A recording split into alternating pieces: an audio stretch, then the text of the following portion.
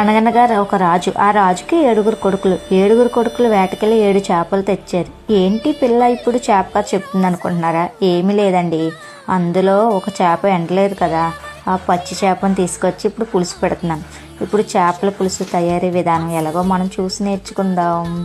ముందుగా పొయ్యి మీద బాండీ పెట్టి నూనె పోసి కాసంత అల్లం జీలకర్ర వేసి మిక్సీ పట్టిన ఉల్లిపాయ ముద్దను పొయ్యి మీద బాండీలో వేసి తగినంత కారం, ఉప్పు, పసుపు, ధనియాల పొడి, జీలకర్ర పొడి, అలాగే బెండకాయలు, టమాటాలు, చక్కగా కారం ఎక్కువగా ఉన్న పచ్చిమిర్చి నిలువుగా చీల్చి వేసి తగినంత చింతపండు రసం వేసి అలాగే ఆ మిశ్రమంలో ఆ పులుసులో చక్కగా చేపల ముక్కలు వేసి బాగా బాగా అంటే అది మంచిగా తయారు చేస్తే పులుసు సూపర్ ఉంటుందండి.